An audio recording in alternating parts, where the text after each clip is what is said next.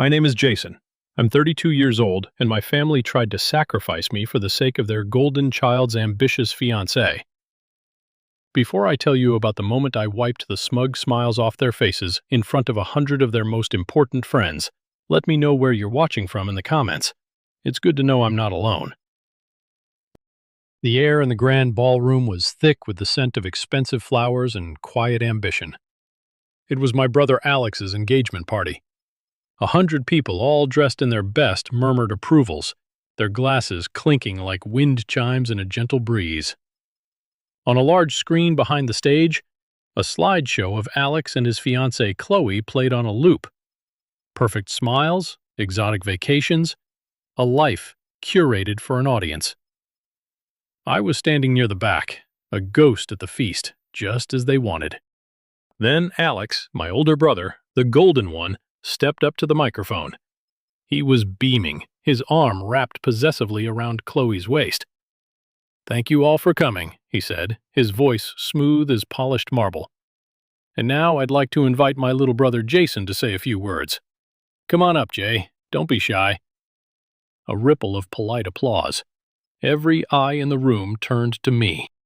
It was a power play, and we both knew it. He wanted to display me, the quiet, nerdy programmer, as a backdrop to his own dazzling success. I saw Chloe whisper something in his ear, a sly, triumphant smile playing on her lips. I walked toward the stage, my heart a steady, cold drum against my ribs.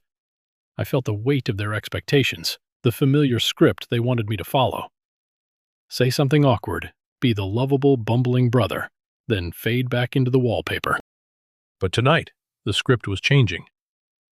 I reached the microphone and looked out at the sea of faces.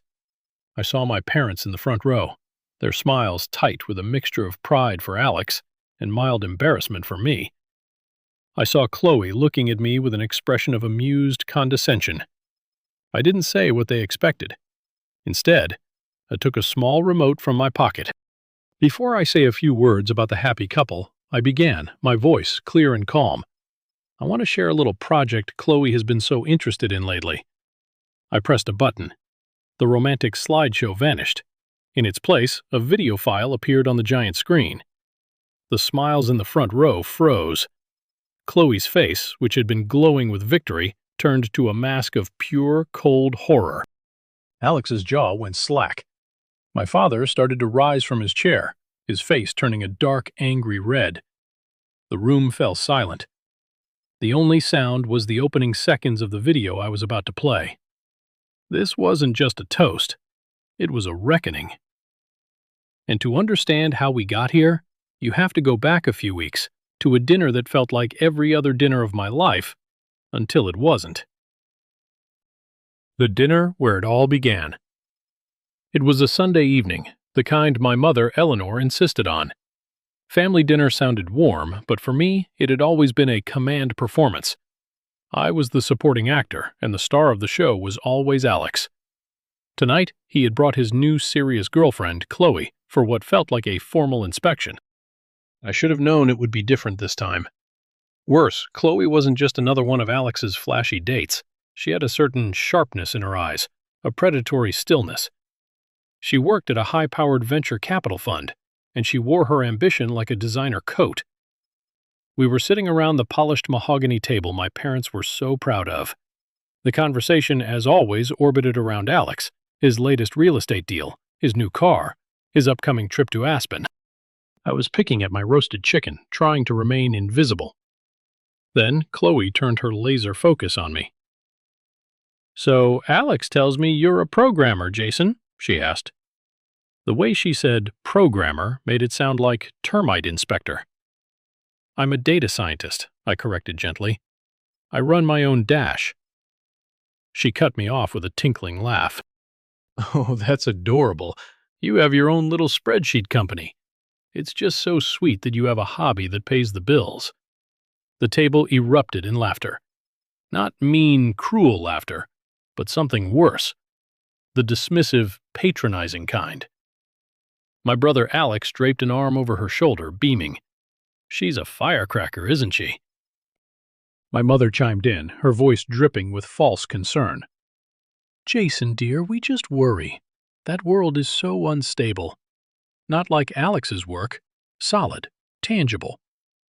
My father, Richard, cleared his throat, a signal that a verdict was coming. Your brother builds things, Jason. He deals with people with real assets. You sit in a dark room and type. We just want you to have a secure future. Every word was a carefully placed stone building a wall around me. The message was clear. You are less. You are not one of us. I looked at Chloe. She was watching me, a smug little smile on her face. She was testing me, seeing how far she could push the family's designated punching bag. And my family was letting her. They were enjoying the show. The final blow came when I tried to explain what I actually did. I've been developing a forensic accounting AI, I said, trying to keep my voice steady. It's designed to detect sophisticated financial fraud. Chloe waved a dismissive hand. Oh, honey, leave that to the big players. My firm is actually looking to acquire a small AI company right now. Real professionals. They have a brilliant algorithm that's going to change the game. She looked me up and down. It's a bit out of your league. That was it. The final condescending pat on the head. My brother snickered. My parents nodded in agreement. I put my fork and knife down on my plate. The metallic clink unnaturally loud in the sudden silence. I didn't say a word. I just looked at her, at all of them, and let the silence hang in the air. My father broke it. Jason, don't be rude, he hissed across the table. Stop making the family look bad. Stop making them look bad. Not stand up for yourself. Not that's enough. My role was to absorb the hits and protect the family's pristine image. I picked up my fork again, but I didn't eat. I just sat there, a ghost at my own family table, the taste of ashes in my mouth. And in that moment, something inside me, something that had been dormant for years, began to wake up. Driving home that night, the city lights blurred into long, hazy streaks through my windshield. The laughter from the dinner table echoed in my ears, a phantom chorus that had been singing the same tune for 30 years. It wasn't just Chloe. She was just the newest voice in a choir of dismissal. My mind drifted back. I was 10 years old, standing proudly in the living room next to my science fair project. A miniature volcano, meticulously crafted, ready to erupt with baking soda and vinegar. I won first place, but no one was looking. They were all gathered around Alex, who had just announced he'd made the junior varsity basketball team.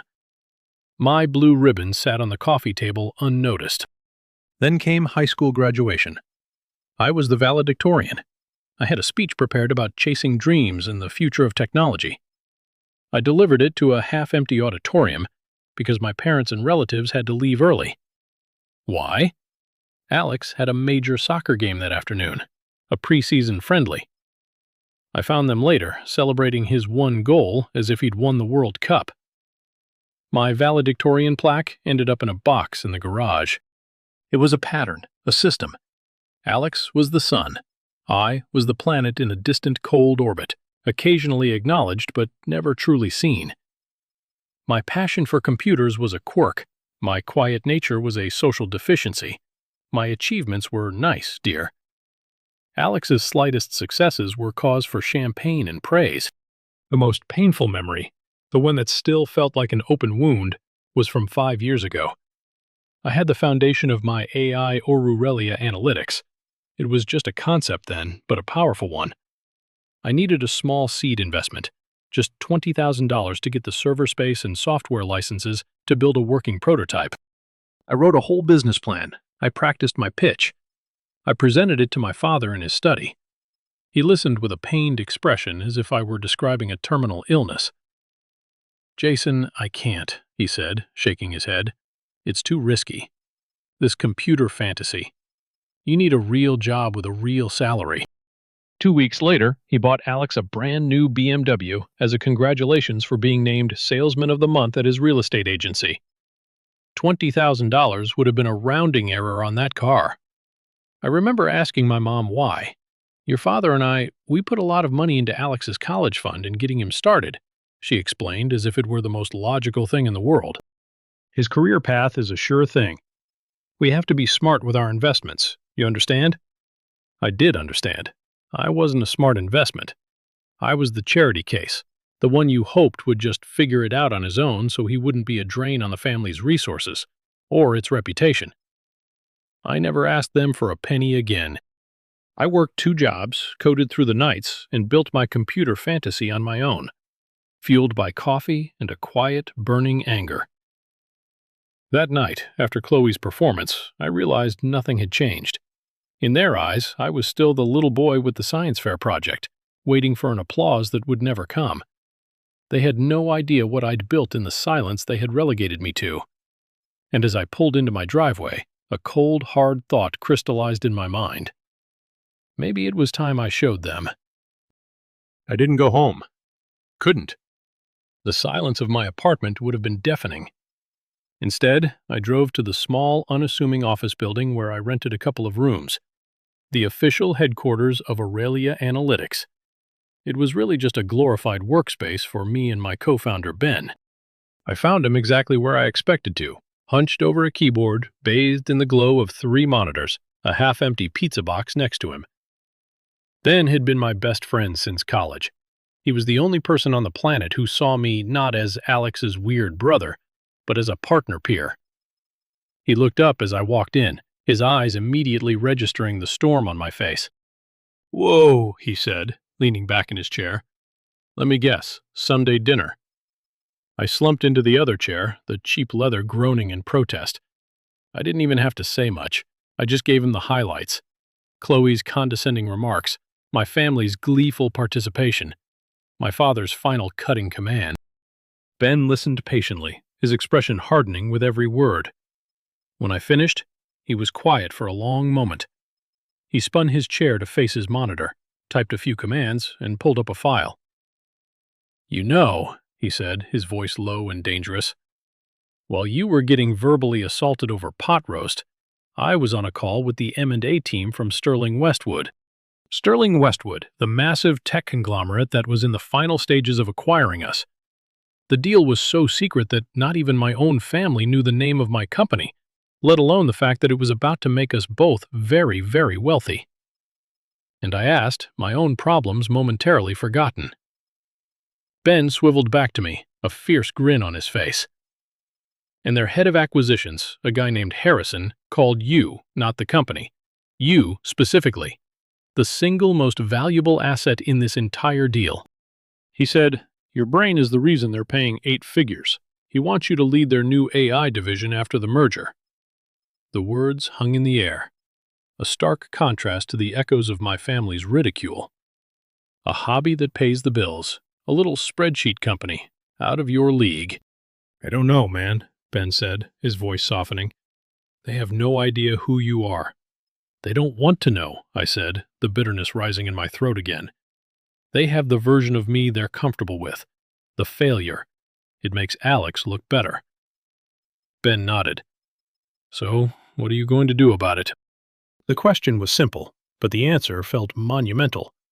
For years, I had done nothing. I had absorbed it. I had accepted my role. But sitting there in the quiet hum of the servers that held my life's work, I felt a shift. It was the why. Why did I work so hard? Why did I sacrifice sleep and a social life for years? It wasn't just to build something, it was to prove something. As if on cue, my phone buzzed. It was an email. The subject line was festive, adorned with digital confetti. "You're invited, Alex and Chloe's engagement party." I opened it. It was a lavish, formal invitation, a celebration of the union that had just hours before tried to casually break my spirit. They were inviting me back into the fold, expecting me to show up, smile, and play my part. It was a test, a demand for my surrender. Ben watched me read it. "You're not actually going, are you?" I looked from the screen to Ben, and a slow, cold smile spread across my face. "Oh, I'm going," I said. I wouldn't miss it for the world. For 2 days, I stared at that digital invitation. It sat in my inbox like a ticking bomb. Part of me, the part that had been conditioned for years, wanted to just delete it, send a polite, "So sorry, can't make it," and retreat back into the safety of my work. It would be easier. It would be quieter. But every time I closed my eyes, I saw Chloe's smug smile. I heard my father's hiss. Stop making the family look bad. This wasn't just an invitation. It was a summon. They were telling me without words to come back and get in line, to accept the new queen of the family and my place at the bottom of the pecking order. My refusal would be seen as petulance, my attendance as submission. I was about to archive the email for the 10th time when a new one popped up. It was from an anonymous, encrypted address, the kind of thing that immediately sets off alarm bells. The subject line was just 3 letters. VCF. VCF. Venture Capital Fund. Chloe's World. My heart started beating a little faster. Against my better judgment, I opened it. The message was short, cryptic. Be careful. VCF isn't buying. They're stealing. They're trying to reverse engineer the algorithm of their AI acquisition target. The director leading it thinks the founder is some small-time chump they can roll over. Don't be that chump. I stared at the words, a cold dread washing over me. There were dozens of AI companies VCF could be targeting. Could be a coincidence. Could be a wrong number. A mistaken identity. But it wasn't. My mind flashed back to the dinner. My firm is actually looking to acquire a small AI company right now. Chloe had said they have a brilliant algorithm. Then the probing questions disguised as condescending jabs. The way she'd pressed for details about my work. It wasn't just mockery, it was reconnaissance. She wasn't just trying to put me in my place. She was sizing up the competition. No, not the competition. The target. The anonymous email was a warning shot, a flare in the dark. Someone on the inside knew what was happening. Someone was trying to warn me. My hands started to shake, not with fear, but with a sudden incandescent rage. She had sat at my parents' table, accepted their hospitality, laughed in my face, and all the while she was planning to gut my company and steal my life's work. The sheer unmitigated arrogance of it was breathtaking. And my family had handed her the knife. They had presented me on a silver platter. The family fool, the harmless nerd whose little hobby wasn't worth a second thought. Her greatest advantage was their perception of me. She was counting on me being the person they all thought I was. Weak, non-confrontational, easily dismissed. I stood up and started pacing my office. The pieces were clicking into place with horrifying clarity. This was bigger than a family insult. This was corporate espionage. This was theft. And Chloe was at the center of it. I pulled the engagement party invitation back up on my screen. My decision was no longer complicated. It was simple, necessary. I clicked RSVP. Attending one. The game had changed. They thought they were inviting a guest, but I was coming as an auditor, and I was going to conduct a full forensic analysis of their lies. The anonymous tip was the spark. Now I needed proof. I spent the next 48 hours in a state of hyper-focused intensity. Ben and I turned our office into a war room. We lived on coffee and the grim satisfaction of the hunt.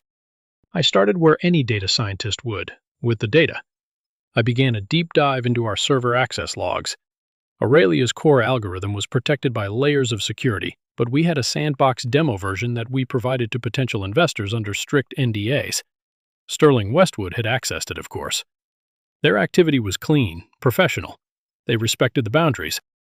And I found another set of access credentials, the ones we had issued to VCF, Close Fund. The logs told a story. Their initial access was normal standard queries, but over the last week, the activity had become aggressive. They weren't just testing the software's capabilities anymore.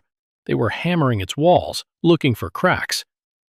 There were repeated attempts to access the source code directory, all of them blocked by our firewalls. They were trying to look under the hood. It was the digital equivalent of trying to pick a lock. It was damning, but it was circumstantial. I needed more. My mind went back to the dinner again, replaying every word. Chloe's questions hadn't just been general. She'd asked about the specific programming language I used for the neural network. She'd inquired about my data processing framework. At the time, I dismissed it as idle, ignorant chatter. Now I saw it for what it was, a fishing expedition. She was trying to get me to give up the blueprints for free. Then a darker thought occurred to me. How did Chloe even know enough about my project to target me in the first place? I was pathologically private about my work. Only a handful of people knew what I was really building. Then, a few trusted contractors, and my heart sank, and my family. I had tried to explain my work to them over the years in my foolish, optimistic moments. I had shared my progress, hoping for a glimmer of interest or pride. I remembered a conversation a few months ago at a family barbecue. I was talking to my cousin David. David was always the good cousin, the one who seemed to take an interest. I told him about a major breakthrough I'd had with the AI's predictive modeling. Alex had wandered over, a beer in his hand, and overheard us. "Still tinkering with that robot brain of yours, Jay?" he joked. "You should get a real hobby, like golf." David had defended me. "No, man, this is really cool stuff. Jason's building something big." At the time, I'd been grateful for David's support, but now a sickening suspicion began to form. Alex had heard, and Alex talked to Chloe. I needed to confirm it. I pulled up our network traffic analysis tools. I started cross-referencing the IP addresses that had been running the attacks on our server. Most were masked behind VPNs, but a few of the earlier, sloppier attempts weren't. They traced back to a residential IP address. I ran a lookup. The result felt like a punch to the gut. The address was registered to David, my cousin, the one who had always seemed to be in my corner. He hadn't just been listening at that barbecue. He had been gathering information, and he had passed it on. The betrayal was so profound it left me breathless. This wasn't just Chloe. This was a family affair. I called David immediately. No preamble, no small talk. "Why David?" I asked, my voice dangerously quiet. There was a long pause on the other end of the line. "Jason, what are you talking about?" He sounded genuinely confused, and for a second, I almost doubted myself. "The IP address, David, the one that's been trying to breach my company's servers for the past week. It's yours." The silence that followed was heavy with guilt. I could hear his sharp intake of breath. He was caught. I don't know what you mean," he stammered. But the lie was paper thin. "Cut the crap," I snapped, my patience gone. "Did you tell them? Did you tell Alex and Chloe about my project?" He finally broke. His voice was a pathetic whisper. I just mentioned it to Alex. I thought it was cool what you were doing. I was bragging about you." "Bragging?" I laughed. A harsh, humorless sound. "You gave them the keys to the kingdom, David. You told them just enough for them to find me, to target me." "I didn't know she was going to do this," he pleaded. "I swear, Jason. Alex just said Chloe's company was interested in tech stuff, and I mentioned your startup. I had no idea, but I knew that was a lie too." David was smart. He worked in finance. He knew exactly what interested in tech stuff meant when it came from a VC shark like Chloe. He hadn't done it to help me. He'd done it to ingratiate himself with Alex, the successful branch of the family tree. He had sold my secret for a few pats on the back from the golden boy. He had chosen a side. "It doesn't matter what you knew," I said, my voice turning to ice. "It only matters what you did." I could hear him starting to panic. "Please, Jason, don't tell your parents or Alex. It was a mistake. A mistake. Betraying years of trust was a mistake. Helping a predator target his own family was a mistake." The casualness of it, the cowardice, was almost worse than the act itself. He wasn't sorry for what he did. He was sorry he got caught. He was worried about the consequences for himself, not for me. He was worried about getting a lawyer. "Don't worry, David," I said, and the coldness in my own voice surprised me. I'm not going to tell anyone." "Oh, thank God, Jason. Thank Dash. I'm going to show them," I interrupted. "All of them." I hung up the phone before he could respond, leaving him to stew in the silence of his own treachery. The confirmation of David's betrayal was the final piece of the puzzle. It severed the last thread of doubt, the last wisp of hope that this was all a misunderstanding. This was a coordinated attack, and my own family, my own blood, had been complicit. I turned to Ben, my face set like stone. "They're trying to steal it all." Ben's expression was grim. "So we fight back." "No," I said, a new chilling sense of clarity washing over me. "We don't fight back. We let them think they're winning. We're going to set a trap. A beautiful, elegant, inescapable trap. And the engagement party. That's where we're going to spring it." My decision was made. I was no longer just defending my company. I was defending my life, my identity, my very existence against the people who were supposed to have my back. I was going to that party, and I was going to burn their whole counterfeit world to the ground. The plan was audacious, it was theatrical, and it had to be perfect. For the next week, Ben and I worked with the precision of surgeons. We weren't just programmers anymore, we were architects of a downfall. The core of the trap was a piece of code I wrote myself. We called it the honeypot. We created a new, isolated section of our demo server. It was designed to look like a vulnerability, a backdoor into the holy of holies, the source code for Aurelia's algorithm. It was an irresistible bait for a thief who thought she was smarter than everyone else. But the honeypot had a secret.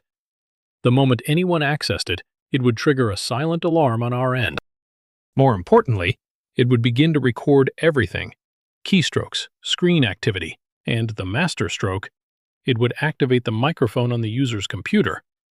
We would not only see what they were trying to steal, we would hear them planning it. It was legally questionable, but then again, so was corporate espionage. We were just gathering evidence. "Are you sure about this?" Ben asked, looking at the elegant, vicious lines of code. "This is playing dirty." "They started the game, Ben," I replied, my eyes not leaving the screen. "I'm just going to win it." We baited the hook by sending a system update email to all demo users, mentioning a temporary relaxation of certain security protocols for maintenance. It was just enough to make a curious attacker pounce. Then we planned the reveal. My first thought was to just send the evidence to Sterling Westwood and let them handle it. But that wasn't enough. A quiet corporate execution wouldn't fix the root problem. It wouldn't lance the wound my family had inflicted. This had to be public. It had to be undeniable. That's when a crucial piece of information landed in my lap. Ben was on a final logistics call with Mr. Harrison, the CEO of Sterling Westwood. As they were wrapping up, Harrison mentioned his weekend plans. "I have to fly out for an engagement party," he'd said with a slight sigh. "My old partner's daughter is getting married, a fellow named Richard Miller." Ben almost dropped the phone. He relayed the news to me, his eyes wide. "Jason, you're not going to believe this. Harrison is going to be there at the party." It was a staggering coincidence, a gift from the universe. My accuser, my judge, and my greatest champion would all be in the same room. The man who called me his most valuable asset would be there to witness Chloe's treachery firsthand. The stage wasn't just set. It was now filled with an all-star cast. The final piece was the delivery mechanism. I needed a way to play the evidence for the whole room to see. I called the event coordinator for the party, a woman named Isabel, pretending to be from Alex's office. I told her I was preparing a surprise tribute video for the happy couple and needed to ensure my laptop could connect to the main projector. She happily gave me the technical specs. Everything was in place. The trap was set. The audience was confirmed. The stage was waiting. All I had to do was wait for the mouse to take the cheese. The night before the party, a wave of doubt washed over me. The weight of what I was about to do felt immense. This wasn't just a corporate takedown. It was a declaration of war on my own family. It was an act from which there was no return. I found myself scrolling through my contacts and stopping on a name I hadn't called in years, Dr. Anna Sharma. She had been my graduate school advisor, a brilliant and kind woman who saw the potential in me when I was just a nervous kid full of ideas. She was more of a mentor than my own father had ever been. I dialed her number, half expecting her not to answer, but she picked up on the second ring. "Jason Miller," she said, her voice as warm and sharp as I remembered. "To what do I owe this unexpected pleasure?" I didn't know where to begin, so I just started talking. I told her everything. The years of being overshadowed, the dinner, Chloe's scheme, the betrayal, the trap I had set. I laid it all out, the whole ugly, tangled mess. She listened without interruption. When I finally finished, the line was silent for a long time. I thought maybe I had shocked her, or that she would think I was being vengeful and petty. "That is quite a burden to carry, Jason," she said finally, her voice full of empathy. "And quite a plan you have constructed. It is both brilliant and terrifying." "I don't know if I can go through with it," I confessed, the words tasting like failure. "It feels destructive." "It is destructive," she agreed. "But sometimes you have to burn down a forest that is sick to allow new things to grow. Let me ask you one question, and I want you to think carefully before you answer. What is your goal here? Is it revenge? Or is it liberation?" The question cut through all my anger and confusion. Revenge. The word felt hot and satisfying. I wanted them to feel the same humiliation I had felt. I wanted to see the look on Chloe's face when her world came crashing down. But then I thought about what came after. The shouting, the accusations, the inevitable messy fallout. And what would I have? A brief moment of victory followed by a lifetime of broken relationships and bitterness. Liberation that felt different. Felt like peace. It was about telling the truth, not for the purpose of hurting them, but for the purpose of setting myself free. Free from their expectations. Free from the role they had cast me in. Free from the weight of their approval, which I now realized I had been chasing my entire life. "Liberation," I answered, my voice quiet but certain. "I just want to be free." "Then your path is clear," Dr. Sharma said. "Don't act out of anger. Act out of truth. Present the facts calmly and clearly. Your goal is not to destroy them, but to reclaim your own narrative. The consequences of their actions are for them to deal with. Your only responsibility is to your own integrity." We talked for a little while longer, but those words were what I needed. She had given me a compass. I wasn't going to the party as an avenger. I was going as a truth teller. I was going to state my case, present my evidence, and walk away, leaving the wreckage behind for those who had created it. I hung up the phone, a profound sense of calm settling over me. The doubt was gone. In its place was a quiet, unshakable resolve. I knew what I had to do. I arrived at the engagement party fashionably late. I had chosen my suit with care, a classic, well-tailored navy blue. It wasn't flashy, but it was confident. I wanted to look like I belonged, not like the charity case they always treated me as. As I walked in, the room was already buzzing. I saw my parents holding court, laughing with some people I didn't recognize. They saw me, and my mother gave a tight little wave, her eyes already scanning the room for someone more important to talk to. It didn't take long for the happy couple to find me. Alex swaggered over, a glass of champagne in his hand, Chloe attached to his arm like a designer accessory. "There he is," Alex boomed, clapping me on the shoulder a little too hard. "Glad you could make it, little brother. For a second there, I thought you might be too busy with your, He waved his hand vaguely as if trying to grasp the concept of my job out of thin air. Chloe smiled, a venomously sweet expression. "We were just talking about you, Jason. I was telling Alex how impressed I am with your dedication.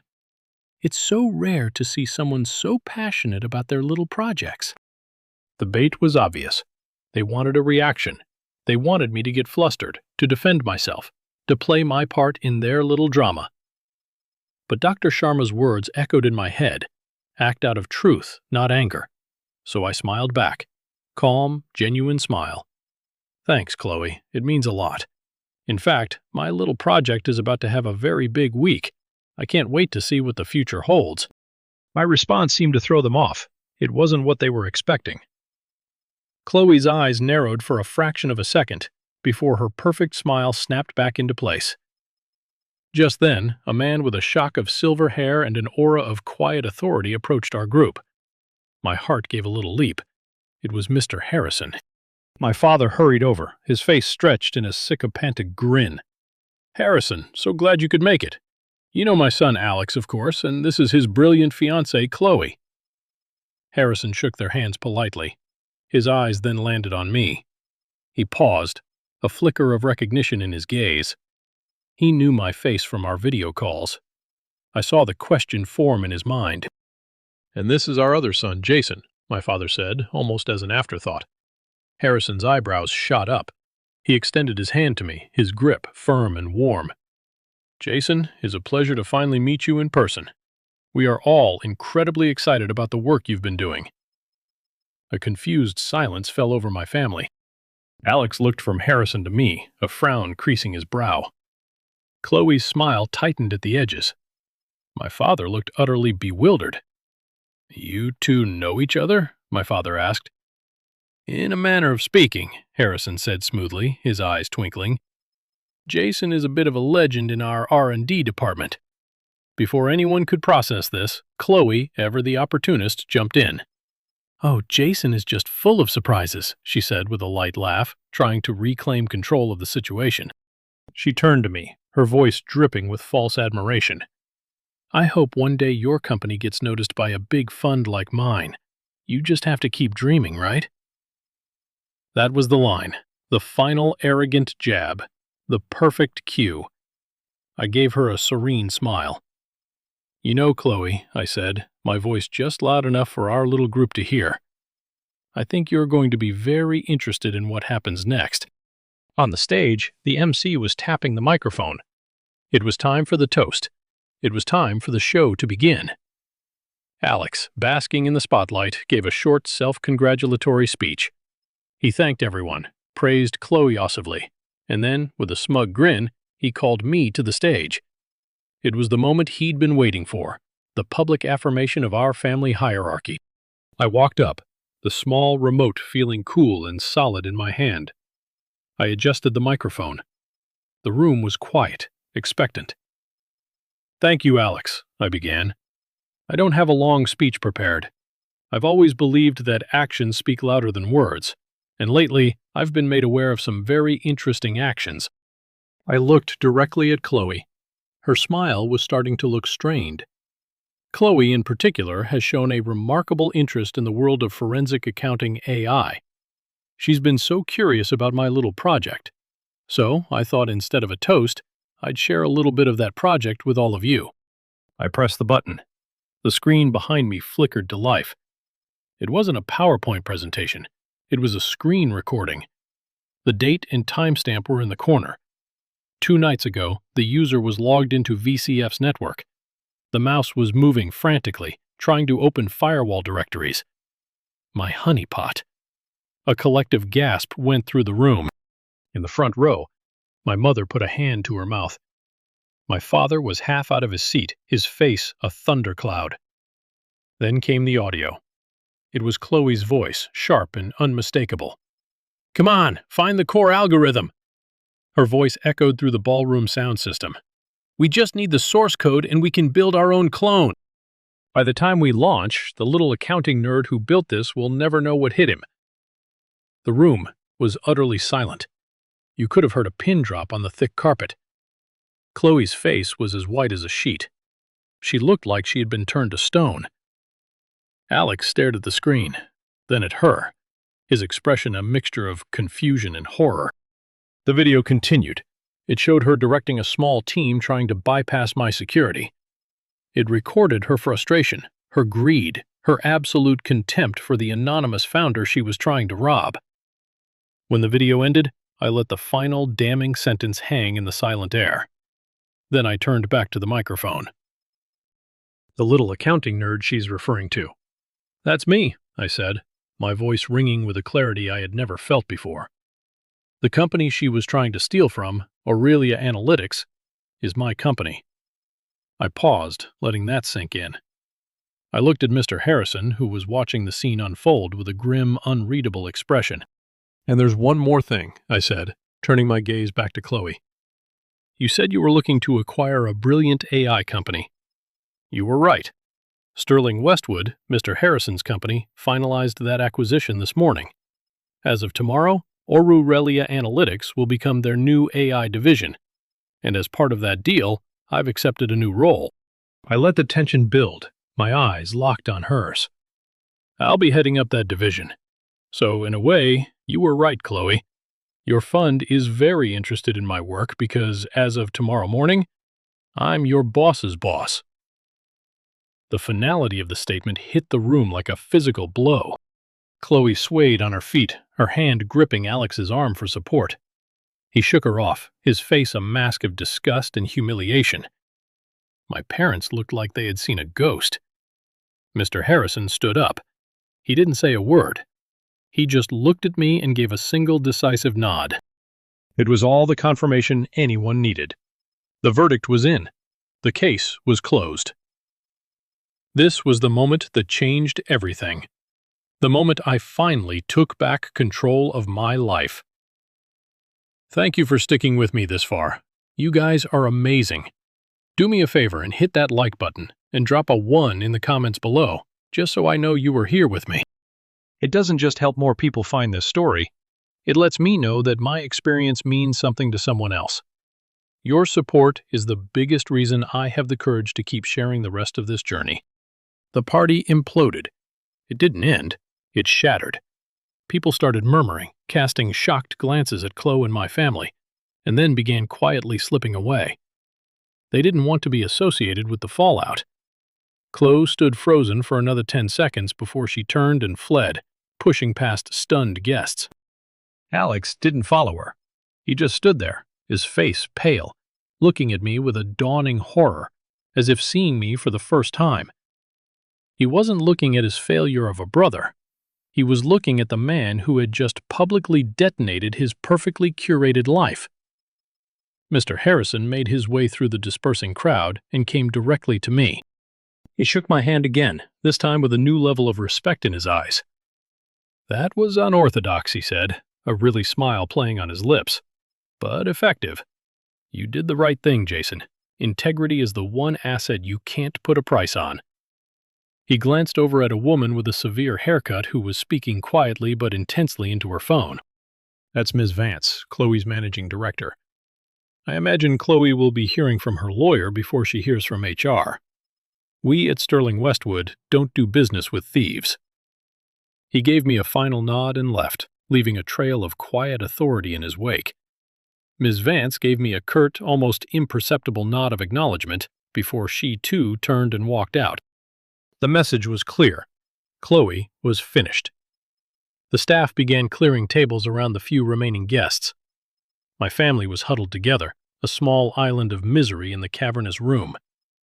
DeCarroll, my manipulative aunt, was whispering furiously to my mother. My cousin David was trying to make himself invisible in a corner, looking physically ill. I ignored them all. I walked over to the open bar, poured myself a glass of water, and drank it slowly. I felt calm, empty, but calm. The storm had passed, and I was still standing. Alex finally unfroze and staggered over to me, his eyes wild with desperation. "Why?" he choked out. "Why would you do this, Jason? You ruined everything. We were going to be a family." "We were never a family, Alex," I said, my voice devoid of heat. "We were a cast of characters in a play, and I was tired of my role. Chloe didn't ruin this. You did. You all did. You let her mock me. You belittled me. You dismissed me. You thought I was nothing. You just learned I'm not." He stared at me, speechless. For the first time in his life, my golden boy brother had no witty comeback, no charming deflection. He had nothing. He had built his life on a foundation of superiority over me, and that foundation had just turned to dust. I placed my empty glass on the bar, turned my back on him, and walked out of the ballroom without looking back. I almost made it to my car. They caught me in the parking garage. A desperate, broken little delegation. My father, my mother, and Alex. "Jason, wait!" my father called out, his voice. I stopped, but didn't turn around. I just waited. "You can't just walk away," my mother said, her voice trembling with a fury that was quickly replacing her shock. "You have embarrassed this family in a way I never thought possible. You humiliated your brother. You destroyed his future." I finally turned to face them. The garage lights cast long, distorted shadows. They looked small and frail under the buzzing fluorescence. "My future was the one on the line," I said, my voice level. "Chloe was going to steal my work. Did you hear that part? Or were you too focused on the social embarrassment?" "She was ambitious," my father spat. "Maybe she went too far. But you handled this with no class. You aired our dirty laundry in public. It stopped being our laundry the moment you chose her over me." I replied, "It stopped being our laundry every time you praised him for breathing and criticized me for succeeding. You didn't want a son. You wanted a reflection of yourselves. And when I wasn't that, you tried to break me." Alex stepped forward.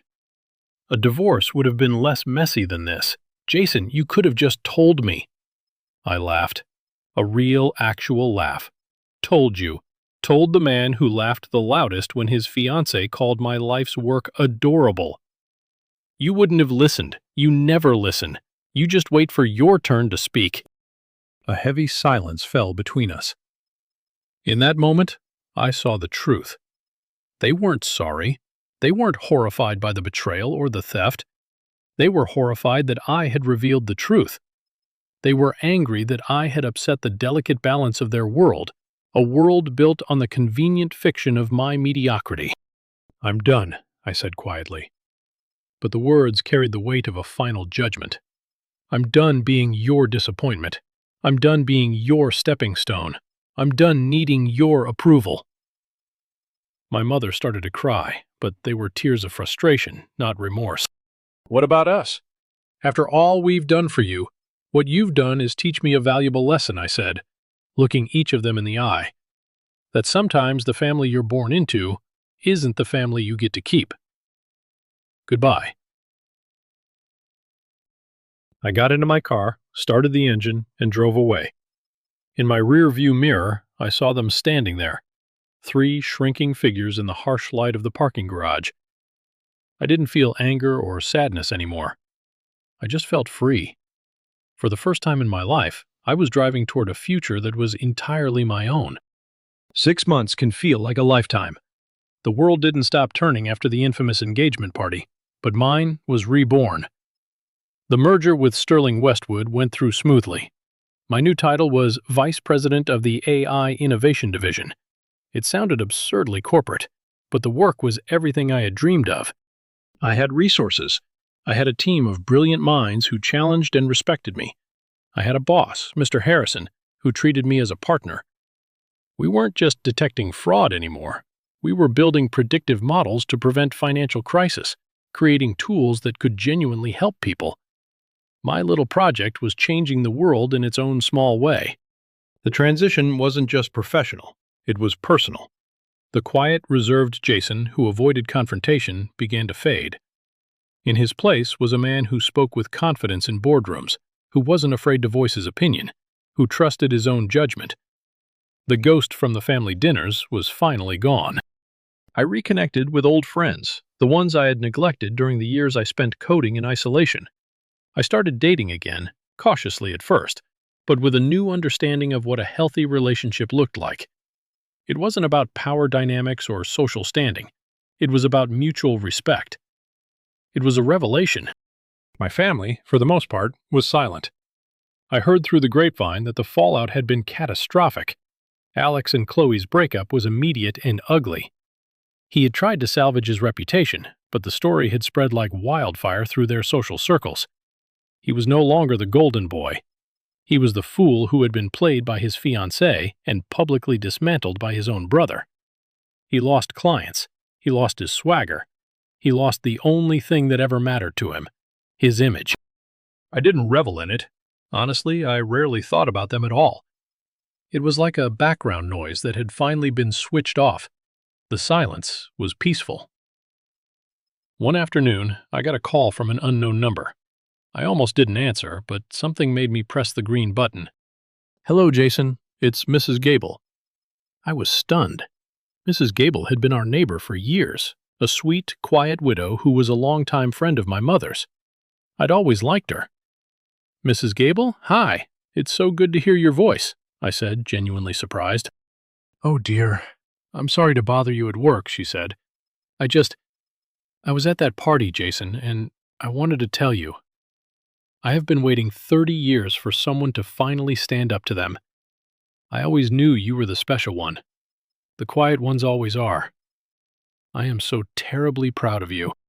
Tears pricked my eyes to be seen, truly seen, by someone who had been there all along. It meant more than any promotion or paycheck.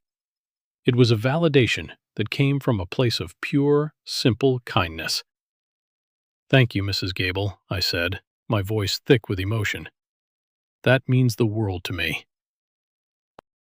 We chatted for a few minutes more before she hung up.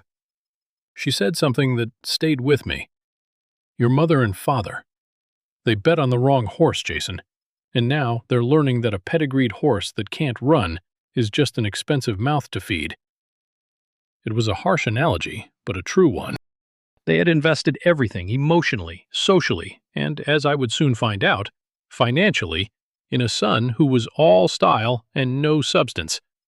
And the bill was finally coming due. Another month passed. I was in my office sketching out a roadmap for a new project when my assistant buzzed me. "Jason, your mother is on the line. She says it's an emergency." My blood ran cold.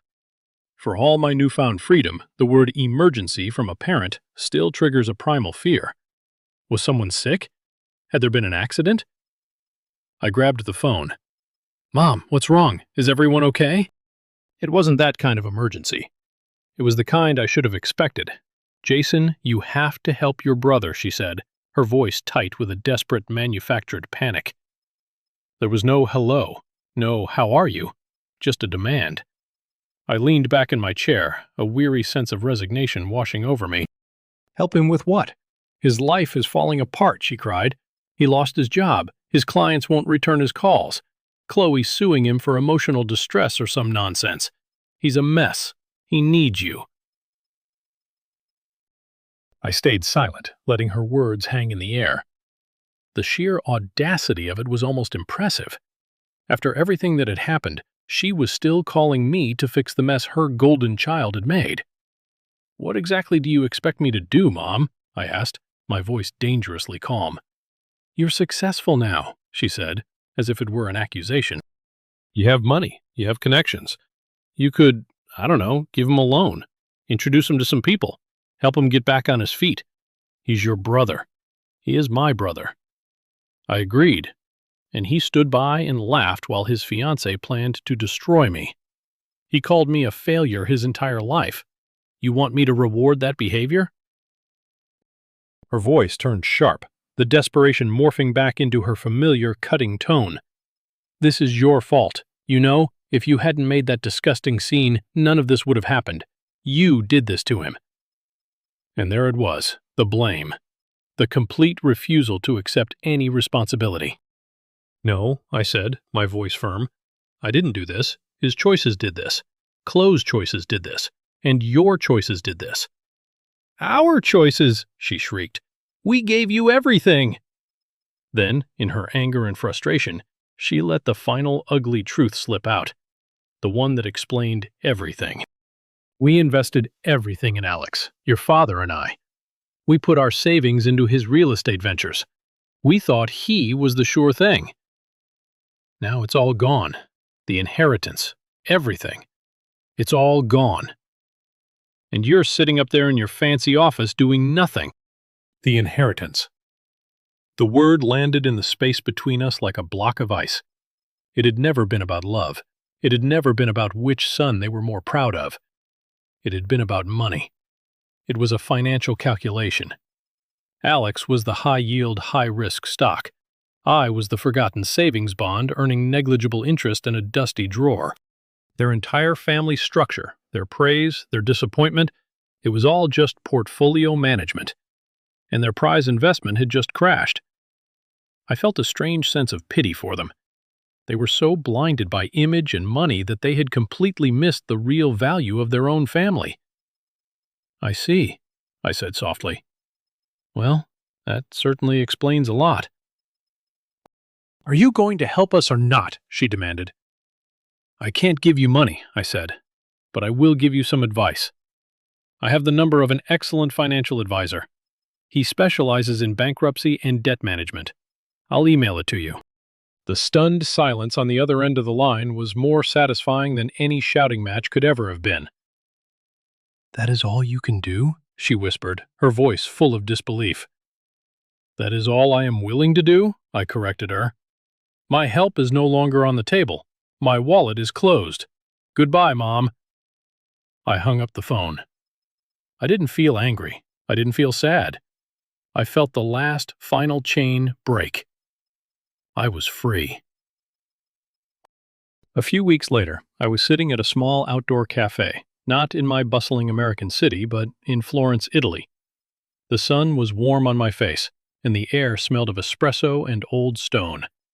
In front of me was a half-eaten pastry and a view of the Duomo, its magnificent dome piercing the brilliant blue sky. I had booked a one-way ticket.